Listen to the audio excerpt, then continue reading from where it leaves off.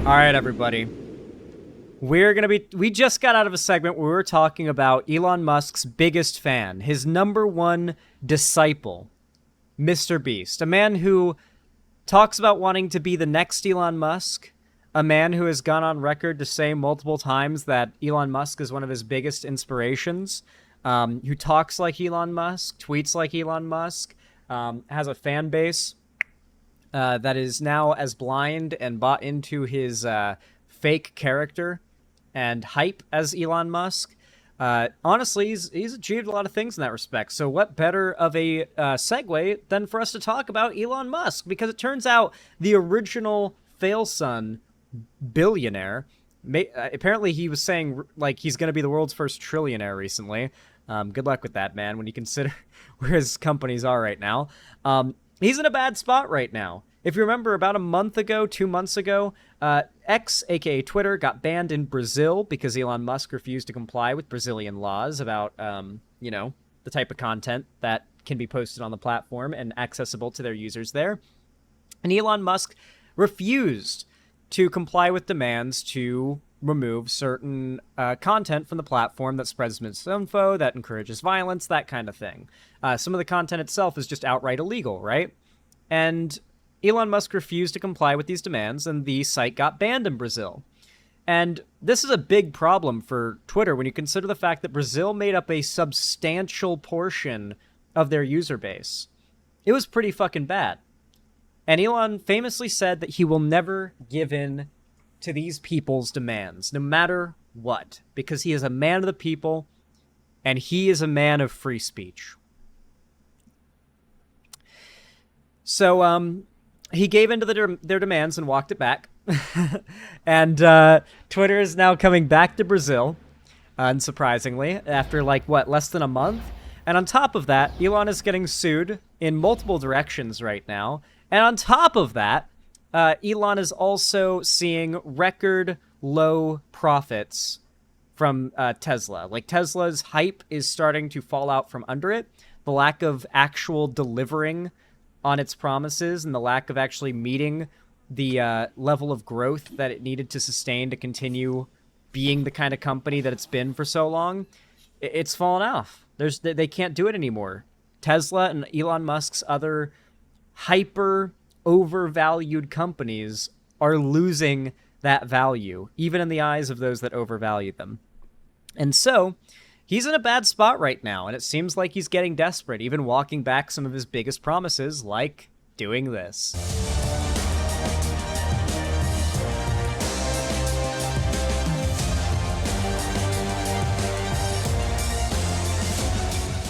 World leaders gather in New York today at the annual UN General. The only reasonable people.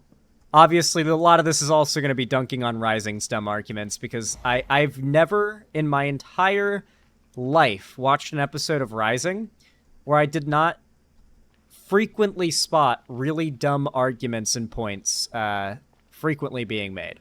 Not the biggest Rising fan, if you can't tell, but we'll give it a shot, all right? We'll give it a chance. Let's see if they can resist making any bad arguments for one episode. Assembly meeting. Other notables, including Elon Musk, will be there too. He's set to introduce his friend and right-leaning Italian Prime Minister Giorgia Meloni at the Atlantic Council Global Citizen Awards dinner. It's created some buzz around foreign policy types. Lady? Meanwhile, Musk X seems to be throwing in the towel in Brazil. The platform is complying with court orders that it had previously defied. For context, X and Brazil came to a head last month when the country's Supreme Court ordered the social network to take down accounts that Brazilian Justice Alejandro de Moraes ordered removed. Moraes insisted that the accounts in question threatened Brazil's democracy. Fast forward to this past Friday, X's legal team in Brazil filed paperwork with the court that the network will comply with the court order, dealing a blow to free speech absolutist Musk. X had been blocked since August, but X's team hopes the courts will allow X to open back up in Brazil. As if Musk weren't having a bad enough week, the party game Cards Against Humanity is also feuding with SpaceX. Maddie, you're going to want to see this. With a $15 million lawsuit against that company. They claim SpaceX trespassed on a parcel of land on the U.S.-Mexico border that they purchased in... So yeah, Cards Against Humanity is suing Elon.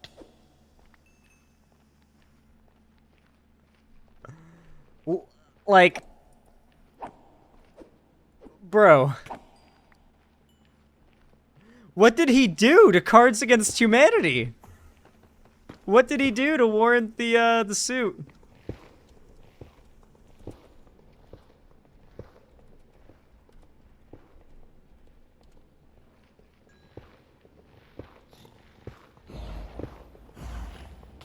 Yeah.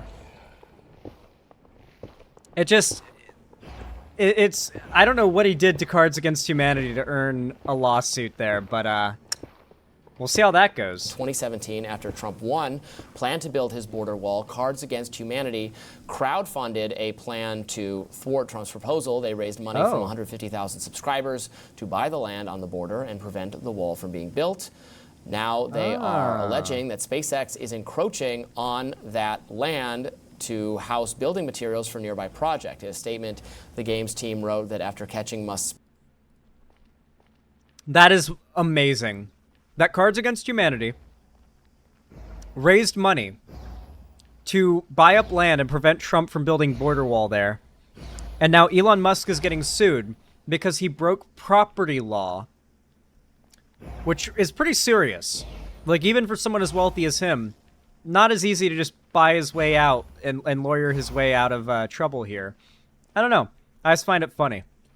I think it's just very poetic. SpaceX on their turf. Musk team, quote, gave us a 12-hour ultimatum to accept a lowball offer for less than half of the land's value. We said, go F yourself, Elon Musk. We'll see you in court. So I did not know about the Cards Against Humanity purchasing of I guess they don't want the border wall built. I guess not. That's one way to do it is buy the land. It's an option. Yeah, what's the matter with that, buddy? I know that guy's conservative. What's the matter with that, though? This is America. I was under the impression that one of the greatest things about America is that you, some random ass whoever, can own land. Is that not like a big part of what makes America so dope? You know, that like anyone can buy land. There was a time when that was like a huge privilege, by the way, like a huge deal, like one of the big selling points of immigrating to America, for example. Just straight up, anyone can buy land there. That was a rare thing at a certain time in history. So I just think it's funny that they're now talking about the process of buying land as though it's, I don't know, just the implication there's something wrong with it in this scenario is just funny to me, you know? You know, one of the most fundamental American things out there, becoming a landowner. Somehow there's implied to be something wrong there if it's against the idea of building Trump's border wall. I looked at it, and that's incredible to me that they would think that was a good PR move, is to stop the borders. I mean, it's like the number one issue in the country right now is Americans concerned about the situation at... I do love this, by the way, because he's technically right. This guy's a real cunt, I can already tell. I know, I've seen this guy once, and I already hate him. You can tell this guy is one of those, like, really smart, like, smooth-talking, slick back hair, suit-wearing, like, bullshit artists type conservative grifters. You can tell. He's using technically true statistics to push an incorrect position. Cards Against Humanity supposedly doing bad PR because the majority of Americans consider the border issue to be one of the most important issues on the ballot, and so why would they be against the border wall? If the border wall is so popular, why did Trump lose in 2020? If you even, this guy might not believe that Trump lost in 2020. Why is he projected to lose this year? Why did he leave office with the lowest approval rating any president has had ever in history? You guys know that, right? Lower than Biden's approval rating ever got. Trump had the lowest approval rating in presidential history leaving office. Just thought I'd point it out. This weird, like, technically true statistic about immigration being a high priority in the ballot, and then abstracting that to being the majority of Americans must be in favor of border wall. Having immigration as a high concern on the ballot could mean you're pro-open borders, and that's your number one concern. That would mean that immigration would be one of your highest, if not your highest ranking issue on the ballot.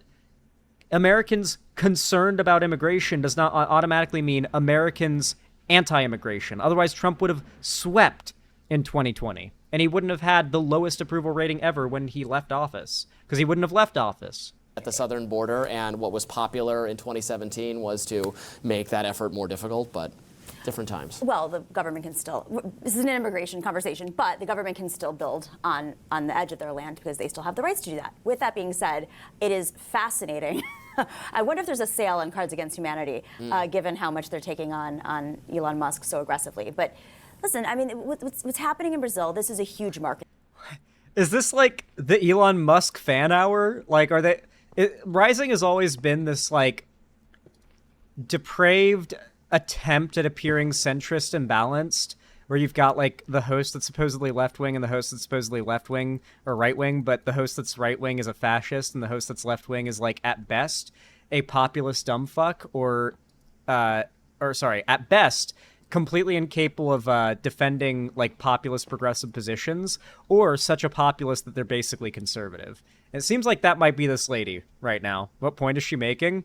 Well, you know, Cards Against Humanity must have a lot of money and must be doing really well right now if they're going against Elon Musk, because, you know, he's really rich and powerful, you know? Yeah, that's literally the entire point. It's just dick riding Elon. Yeah, that's all she's doing. It's like, oh my god, going after Elon? Are you sure? He's so rich and powerful. But as a defense of him, not as a attack on him. Elon Musk. And he cried, he had a fit. I'm sure his legal experts around him and his lawyers were advising him to not stand down. Okay, maybe she's not an Elon dick rider? I don't know. She might be trying to play the, like, centrist position. Usually the non-blatantly right-wing host just ends up being more of a centrist than a representative of progressive politics. Initially, and here he is. He's Yeah, I don't blame him for standing. I mean, it's not his fault. It's the authoritarian government's fault. Like, this is the same as when China says, okay, Google can be in China, but you can't have any unfriendly search results for Xi Jinping. And then the company says, oh, what do we do about this? And then finally they say, okay. It is not the same thing. Elon Musk literally bought Twitter while claiming that he will only apply Twitter's bans, TOS, and, like, shadow bans and stuff on people who break local laws. So technically, his, he could have followed through on what the Brazilian Supreme Court asked of him and not even have ended up walking back something that he claimed before, because he never claimed that he wouldn't comply with legal requests if something that's posted is against the law, because he's always said, at least I remember him saying, that wasn't included with free speech. But he has been protecting CP posters famously with the Dom Lucre guy. And obviously in this case, the content that Brazil wanted removed was blatantly illegal, violent speech, like speech that was meant to encourage violence. And Elon refused to, because it wasn't about complying with law. It was about appeasing the people who used free speech as a euphemism for hate speech. That's all it was about. Okay, fine. Like, it's bad. It's not the company's fault. What you do when an authoritarian government orders you, do censorship or die, like, that's them. That's their fault. Do censorship I don't blame the or companies die. for going along with it in order to operate in these countries to some degree, or saying no, or throwing up their hands saying we refuse. Either choice is morally valid. It's just, again, to does this guy even believe it should be illegal to yell fire in a crowded theater when there's no fire? Does this guy even believe in the concept of there being laws that restrict certain things that you can, not even restrict, but punish certain things you can say if after the fact a criminal court can find that there was malice and intent to commit a crime there? Because, like, that's how it works. Like, you can't just go to jail for saying something, no matter what. Like, even if you go to jail for, like, credible threats, they have to prove the threats were credible. You had means, you intended to actually follow through on them. A bunch of other standards have to be met to even, like, go after someone criminally for making death threats, right? Like, there's always been this extremely high standard for any speech to be found unlawful in the first place in America. So it's just so weird to me that this guy is implying that America is too, or Brazil even, is too harsh when it comes to like like who cares? For one, this guy, I'm pretty sure is American. What the fuck's he care about Brazil's like freedom of speech? I mean, like in all seriousness here, like what the fuck right does he have to be like, oh, Brazil, how could they do this to their people? Brazil should change their laws around speech so that this is legal or that's illegal or whatever. It's like, really? Like you're an American pundit. Like this isn't your country. Like, aren't you conservatives the ones always arguing that America needs to be more isolationist? We need to not get involved with wars, not tell other countries what business they should be involved in. Like, I just find it funny that this guy's not keeping to the so consistently held standards of conservatives against the left in regards to like, oh, yeah, they don't like getting involved in other countries, telling other countries what to do. We should be isolationists, except when Brazil supposedly has laws that we disagree with because they're affecting Elon. People hate Elon so much to like blame him. He put up a fight. Yeah. He lost the. Did he just say people hate Elon so much so they blame him? Saying people hate someone is not an argument against like the validity of hating that person, you know? Like, is there just a vague kind of pointing at the idea that hating Elon is just a meme or a bandwagon? Obviously, to an extent it is. Like, no matter who a person is, no matter how valid the hate or criticism they get is, a good amount of people levying that criticism will always just be bandwagon riders. But, I don't know, it just seems weird, you know? Like, why bring up that people hate him so much? Doesn't that make sense? That, like, yeah, people don't like him because his politics are shit, and the stuff he's doing here is a good example of people having reason to not like him. The fight because in the end the government is more powerful, and that's unfortunate, but I don't blame him for throwing a fit about it. And the government, by the way, I'm sure this guy claims to be a libertarian because you can hear him say, isn't it awful that the government is more powerful than private corporations? Isn't it awful that the government can force private corporations to follow laws and regulations and restrictions? Even if it's a foreign company? Isn't it awful that a foreign country can ban a foreign company because they don't like what's being posted there? Anyway, here's why America should ban TikTok. You know this motherfucker has made the case that America should ban TikTok. Meanwhile, Brazil's bad if they ban Twitter because the government of Brazil shouldn't have more power than the private corporation of Twitter. And going along with it, he obviously still thinks it's bad. Well, they were asking him to get rid of accounts like bots. No, they were asking him to get rid of real people. Disinformation and. Well, they say it's disinformation. I understand your reasoning. They say it's disinformation. Yeah, he's referring to like vaccines and stuff. With that being said, there's also an argument to be made that Brazil, a democracy, not an authoritarian, they have a complicated democratic system. It's not all Lula all day long. With that being said, this decision was to protect some of the disinformation that was being spread within the previous administration under Bolsonaro. There were thousands and thousands of bots. There were actors who were, acting in free speech but being paid to push those messages out. It's not as simple as anybody gets to say whatever they want when the platform's algorithm, as we know, skews in one direction, and then those people are being boosted, and some of those folks are paid actors to say those things. It's not just a regular person on the street expressing their opinion. I always feel like they must specifically hire less competent progressives, or maybe progressives just inherently in mainstream politics tend to be less competent with their argument making because they're not fed lines like this guy no doubt is. But she's making a good point here, and I do feel it's a strong one. I feel that you got to remember that, we're talking about another country here and its laws. Elon promised that, if a country, particularly America, said that certain posts on the platform were against the law, he'd act against it. He didn't even promise to protect this kind of speech. Isn't that kind of funny? He never even promised to protect this kind of speech, and yet he almost killed his website over refusing to take down these posts. But yeah, of course he's got, his preordained talking points of well, how do we know it's misinformation they want taken down? What if it's just inconvenient for the government? It's all of the like court stuff is public, so we can see what was asked to be taken down. It's not like it's a secret. Opinions. It's somebody who has a stake in taking on their democracy. I mean, some of the accounts that were ordered to be taken down were politicians. They were conservative right-wing politicians. I find that very authoritarian. Yeah, but they're people expressing their views on political issues. I think if in the U.S., this is impossible. They're expressing their views. First Amendment, but if the federal government ordered. You'll notice something really neat about these conservative types is that as rarely as possible will they ever acknowledge the worst things that people can use their freedom of speech to say. You ever notice that? Or even when it comes to like defending what a conservative figure has said, they won't really like state it. Famously, one example that really stuck with me was when I covered the fact that Brandon Herrera, the big gun YouTuber, did an ad for a Confederate Heritage Foundation when he was like 20 or something. So there's this old video of him.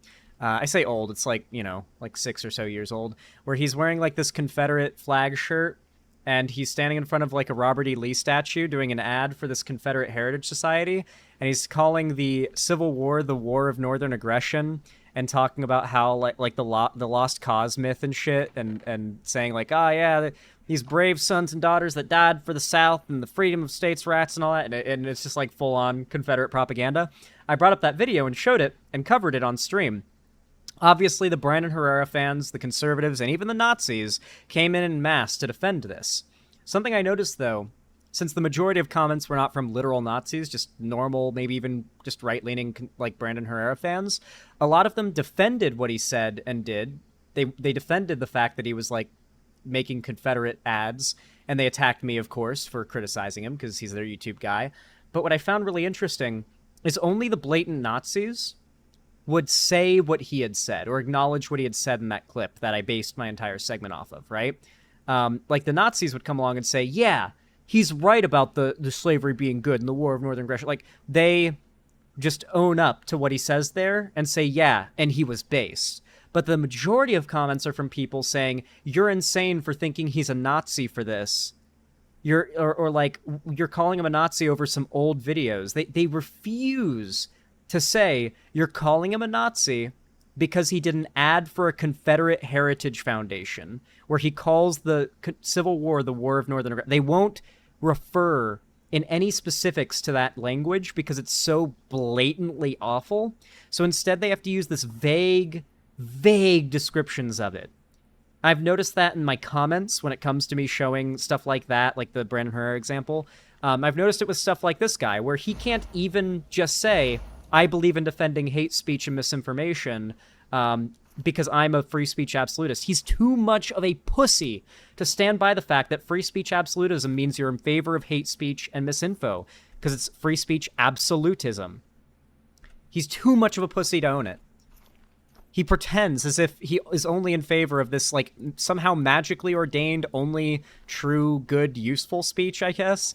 Like, just own it. Just say, I'm a free speech absolutist. I believe even harmful speech should be protected, no matter what, even if it leads to real-world harm, even if it's, like, I'd respect him more if he just outright said, like, yeah, no matter how far-right, hateful, and outright, like, dangerous a certain person is and what they're saying is, I think they should have the right to say it. I don't care. I'd respect him more if he was just open about it. Either under Donald Trump or Joe Biden or Kamala Harris. Let's say Donald Trump for fun. Trump is president and he orders Facebook delete the accounts of these 800 people. Right. Some of them some of them Democrats, some of them political rivals, some of them just random people. We would all call that authoritarian. And you say, well, they're disinformation. I mean, that would still be considered authoritarian, right? Right. I think disinformation as an excuse is being weaponized by all parties, right? They're not getting to the real issue. And the real issue is that Twitter is not being run democratically. There are absolutely thousands, if not millions of bots out there that have agendas from you have big companies, you have foreign adversaries, you have democracies, you have campaigns buying these bots to boost their messaging and go after their rivals. That is not. Yeah. I feel she's making a good point here, and I'm glad this seems to have stuck with her as something to bring up, is that, yeah, a lot of these conservative accounts are literally foreign agents paid by governments that, I don't know what Russia's current geopolitical situation is with Brazil, but considering Brazil, I think, is pretty friendly with America, considering, travel to Brazil and America is pretty readily available. So I'm assuming Brazil's not cool with Russia. So I'm going to assume Russia is a somewhat antagonistic nation to Brazil in this situation. Why should Brazil be okay with foreign agents, paid foreign agents, as we now know from the whole Tenet thing, using Brazilian Twitter to push propaganda that is harmful to their country? Why should they just be cool with that? Not honest, that's not transparent, that's not democratic. Then you have the algorithm, which is not transparent or democratic. Yep. The moderation is not transparent or democratic. True. So the platform is not a true democracy, it's not a true town square. So if these governments, whether it's our government or Brazil or anybody or China, if they really want to make this argument that this needs... I feel so bad for shit-talking her earlier, because I have to say she might be the most competent, well-spoken, and reasonable left-leaning representative on Rising that I've ever seen. Like, legitimately. Usually, who remembers Crystal Ball? That was the old left-wing representation on Rising back in the day. Crystal Ball. Not very progressive if you know anything about her. She's basically just a left-ish populist. And then you had Sagar as well. I don't know whatever happened to Sagar. I don't know why they got rid of him. Is he, on Russia Today or something now?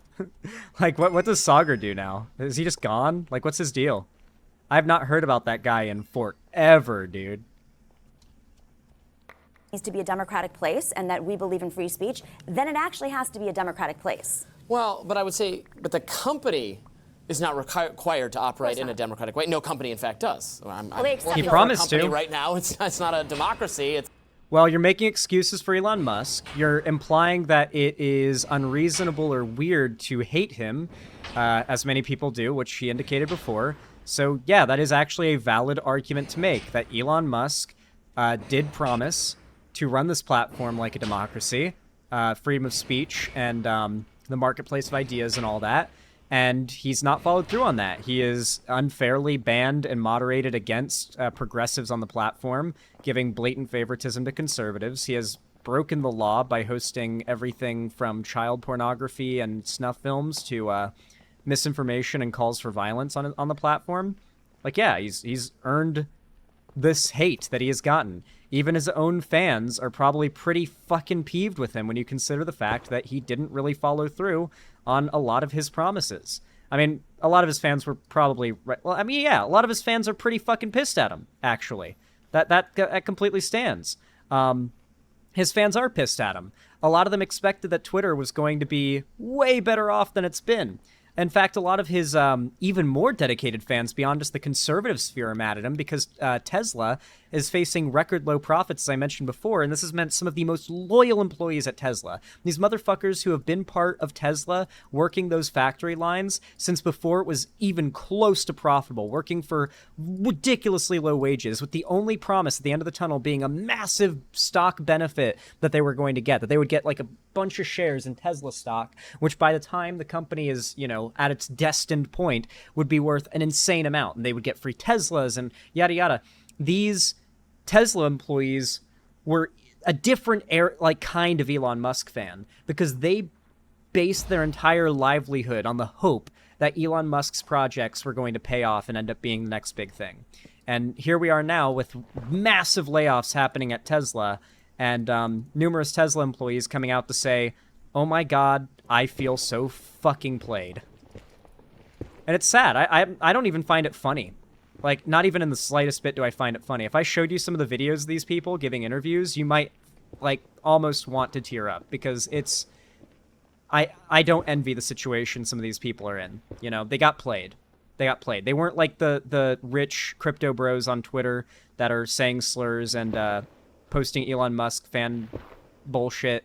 These were people who thought that Elon Musk was a businessman who was going to get them in on the ground floor as employees of the next big manufacturing company in America. There's a boss in charge, and you have a certain amount of leeway in terms of your. I mean, I have total leeway to say what I think on the show. Oh yeah. Yeah, here's a good example of how he didn't follow through on the democracy that he promised as well. I didn't even notice that netherite in the wall. Glad the machine's getting it. He got a result he didn't like on a Twitter Blue poll that he did, and so restarted it. so that it would get and didn't like accept the results until it was what he wanted. So that's the kind of democracy that Elon Musk does on Twitter. Didn't like it. Eventually, they'd fire me or I'd stop working here. But it's not democratic. It's not like a vote of the people who work here. It's a business model. That's how the social media companies work. The democracy ought to be on the point of the government has to conduct itself in a democratic way or in accordance with democratic principles, one of which I would say, the most important one, in fact, is free speech.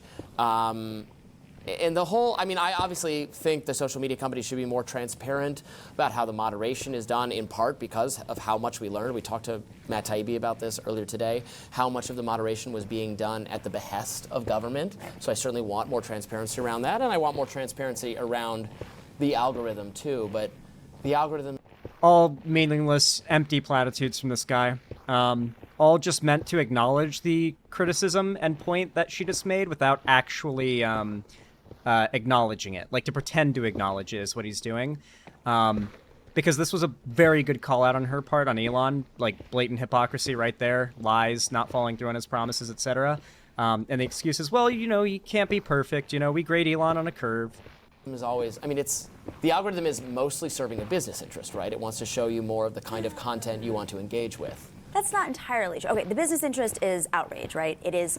They have psychologically designed these. Yep. I mean, there's so much research behind this now that the more you get somebody addicted, the more enraged they are, the more takedowns, the more outrage that's on these machines, the more people click. Well, if it bleeds, it leads. That's the media. Exactly. There's nothing unique to that about social media. That's just how the media operates. Well, it's aggressively accelerated on social media. But I don't know. I see more. And there's no editors too. So unlike The Hill or other news publications that are private, there is editorial oversight. Twitter doesn't have that. So, you know, their excuse is we're a private company, but we also think that we should have absolute free speech, but you're not actually an absolute free speech, you know, democratic platform. So if you're going to use that excuse, then you have to use it all around. But I see more dissenting, contrasting opinions and articles and news and perspectives on social media, on X, than I do in the mainstream media. I see things. These guys have always done this weird thing where it's like, well, I just see different ideas more from the right than from the left. The left is so monolithic. This has been like a long-running conservative point where they mythologize this idea of disagreement and diversity of ideas. And on the surface, it sounds real nice, but then you remember they don't actually believe any of that. You know that, right? Like, oh, these are raw. They don't actually believe that. I mean, look, for a perfect example is Gamergate. The entire point of Gamergate, really, like, if you're not falling for the whole, like, ethics and games journalism thing, the entire point of Gamergate was to basically defend already popular existing games from these supposed, like, crazy far left critiques claiming that the games didn't have enough diversity in them, right? And it was this fake idea that all they were arguing for was more like freedom and whatnot for these artists to not like have pressure on them from these woke activists to change their art. But now that entire community, not necessarily the same people, but definitely the community that spawned from that sphere, is now the group that like literally rallies against any piece of media they deem as woke. Basically the exact same situation as what they accused SJWs of doing back in the day, except now it's over, oh, there's a minority in this. There's too much representation rather than there's not enough. It's the same shit. Yeah, the mushroom guys are mean. We gotta kill those. Sorry. I'm sorry if you like them, but they're mean. They're so mean. I hate them. Things going every which way. And sometimes you see things that, yes, are blatantly false, and it's fact-checked right on it. There's a community note under it saying why it's blatant. No, come on. You can't claim that community notes mean that, like, you shouldn't do anything about misinfo, especially if you're gonna... Let's not pretend community notes can get to every single thing, and let's not pretend that every single person who leaves community notes is always this, like, objective arbiter who does their research and has no political bias. There are so many cases where progressives clearly are the ones behind a Twitter fact-checked thing, like the little community note, and it ends up being wrong because it was simply posted by someone with a left-leaning bias, and more often than not, that happens, but with conservatives. community notes are a band-aid solution to the ridiculous problem with misinfo on Twitter. Community notes is not a solution to the problem. Community notes are evidence that the problem is just that fucking bad. It's not where... I mean, it's not perfect, but it's starting to be like Wikipedia, I say, which is sometimes wrong, but it's usually highly accurate. It's nowhere near Wikipedia right now. I could open up Twitter Nope. right now. And... It's going that way. No, it's not going that way. See, meaningless platitudes, empty nothing comments that are just meant to just make him look good for now. God, it's so dishonest. This guy is actually like a skilled bullshit artist. I almost have respect for it. And that's because having top-down, in my view, centralized control of information lends yourself toward massive error, and having bottom-up, crowdsourced, let everyone be their own fact-checker is sometimes...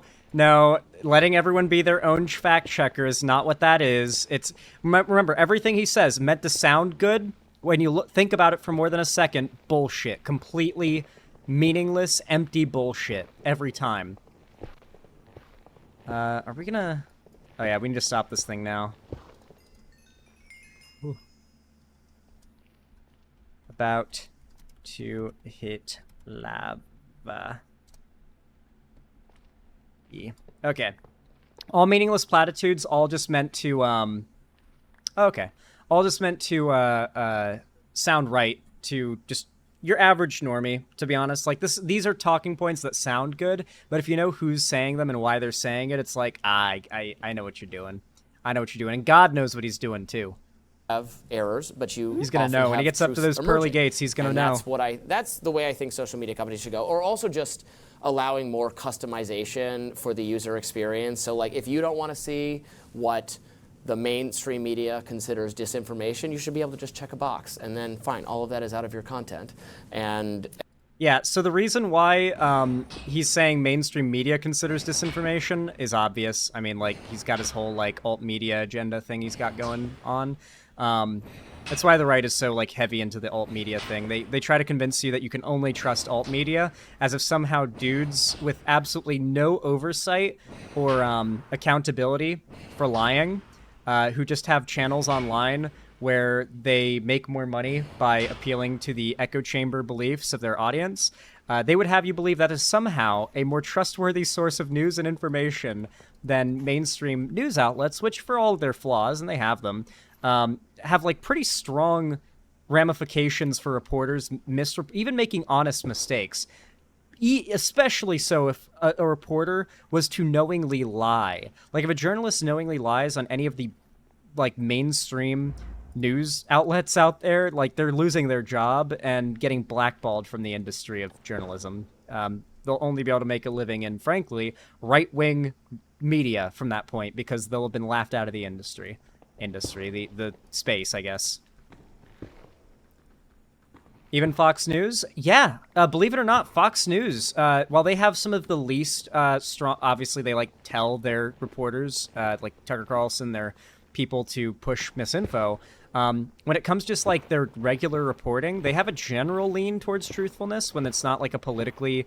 Like, if you look at, like, local Fox channels, for example, those count, too, as part of Fox. Like, they're generally pretty truthful, and the reporters there, if they were to, like, misreport, there'd be problems. And that tends to be the case for most of these companies, so... to imagine that's somehow less secure in terms of, like, truthful information than dudes in their houses making videos in alt media, it's been a lie that these people have pushed for a long time, basically to suggest to people that they are the only trustworthy source of information. Instagram does it now, where you can choose not to see political content or to see political content. I'm for that. Which is great, but we're not getting there. And it doesn't even apply to the hate speech. The hate speech is still all over Twitter. Threats are all over Twitter, and he's not taking that on. Also, you can't flip a switch and not be affected by, like, certain speech, right? Like, famously, the Christchurch shooter, when he wrote his big manifesto about, why he shot up, like, 52 people at a mosque in Christchurch, New Zealand, he explained that he was radicalized through the internet, that on forums and through YouTube videos by people like Candace Owens and far-right figures like her, which is ironic, considering he got radicalized to kill brown people to stop the Great Replacement by a black woman. That's never not going to be a little silly to me, but, you know, it is what it is. That guy was motivated by shit he heard online. He named his manifesto The Great Replacement, which is the conspiracy theory pushed mostly by online figures that white people are being exterminated through the replacement rate in birth rates in white people in America, or in the West or whatever, being too low. And so this, like, narrative is what led to that mass shooting. Could those, like, people in that mosque in Christchurch, New Zealand, could they have, like, flipped a switch on an app to, like, just not be affected by that? Like, could they just, like, flip a switch on an app and not be victims of a mass shooting, motivated by the shit that has been left unadulterated and uncontested online in those, like, free speech forums like 4chan? The fact is, the shit that ends up radicalizing violence out of the far right, which is the actual concern, like, words don't hurt anyone, obviously. Sticks and stones may break my bones, but words will never. Everyone knows that. The thing that people are complaining about when it comes to, like, hate speech is not the words hurting feelings, it's the very real possibility that those words result in actions beyond words being taken in the real world. The kind of thing you can't just turn off your computer and get off the internet to avoid. Actual threats, actual political movements blowing up whose entire motivation is to take your rights away, say in the case of abortion rights for people with, like, uteruses and whatnot, or even just the healthcare stuff, you know, like, obviously ectopic pregnancy treatments and like, just procedures like what my mom recently got, which unfortunately, well, I mean, in her case it's fine and I don't want any siblings, so, but, like, it's a life-saving procedure that for many people unfortunately removes their ability to give birth. They lose their entire reproductive system if you get a full hysterectomy. And so those procedures are no doubt going to be made, if not restricted, possibly illegal under Republican leadership. It's not just political arguments and culture war stuff for so many people. It's a lot more than that. So it's where free speech brushes up against disinformation that affects national security and disinformation that perpetuates hate speech. And I think that's where they're really trying to go at this from. I'm not saying that they're doing it the right way, right? But, and these are real issues. There is a real security situation on these social media platforms, whether it's personal security or national security. I guess I just often don't trust the people saying that because they have used those two twin justifications. I don't trust anyone who says that because they always use those justifications as a reason for why we need to lose our freedoms and whatnot. Yeah, of course he's going to go down this line of logic. Literally nothing but trying to appeal to the general libertarian sensibilities of Americans and the, like, oftentimes free speech absolutist standard that most Americans have, because free speech is such a big part of it. But, of course, he still is going to support Trump, who ran on the idea of expanding libel laws to make it easier for him to sue journalists that talk bad about him. But somehow Trump is this free speech absolutist guy. It's all bullshit. It's all such bullshit. Disinformation and hate speech in the past, not to go after just legitimate foreign threats, but to, you know, demonize, I mean, contrarians and conservatives and other people. And absolutely, that's why it's very skeptical. It's an imperfect system, and they're using the loopholes in our free speech laws to go after anybody who stands in their way. More Rising right after this.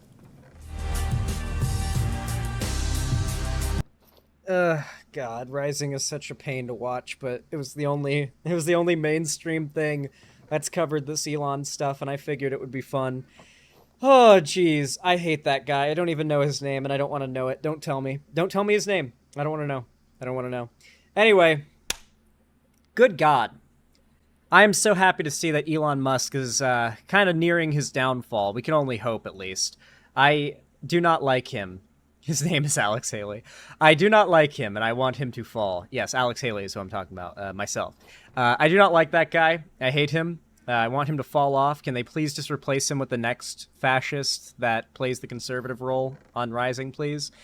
He's just such a, like, I don't know. I have this, like, particular irk for these, like, slicked back hair, car salesman type smooth talking grifters. You know what I mean? Like, it's fun and it's frustrating even when it's some, like, barely capable of making a coherent sentence chud. But when it's someone who's in a suit and is really good at pushing their bullshit, it's extra irritating to me for some reason. Dishonesty and, like, lack of sincerity just hits deep for me. Maybe I am autistic. Maybe this is like an autism thing where, like, because autism is a spectrum. You know, it's not like like maybe some people with autism really hard at picking up social cues, and other people with autism are like particularly good at it. Like, can just pick up on when someone's being insincere, disingenuous easier than a lot of people could. I feel like because it's a spectrum, there's got to be like a reverse to that. Maybe that's where I am on the spectrum or closer to it. Regardless, yeah, I need that one shirt that says undiagnosed, but everyone's pretty sure. I need that. Undiagnosed, but everyone's pretty fucking sure. Yeah, I'm autistic, and yeah, I can't stand that. It's just a massive pet peeve for me, dude. I genuinely hate the people who I can just tell are being an insincere character. Just like that Andy Pants guy, just like, God, just so many of these chud figures, like this dude, who I can just tell everything down to his appearance is thought out for his entire propaganda character he uses to push his shit onto people on Rising. Anyway, if you enjoyed the video or feel you learned anything from it or were entertained by it, consider dropping a like, subscribe, or ring the bell icon, and comment down below. It really helps the channel a lot, and it's totally, totally free. Consider joining my fan Discord, link down below in the description, as well as following my social medias if you want to be a part of my community on other platforms and see the other things I post and do. And finally, if you want to support me directly, financially, you can afford to, and you've got the money for it, consider donating, subscribing, or gifting a sub on my website, xanderhall.com/live, or supporting me financially through YouTube, Twitch, Streamlabs, Stream Elements, or Patreon. But with all that said, thank you so much for watching, no matter how you supported the stream, and have a good one.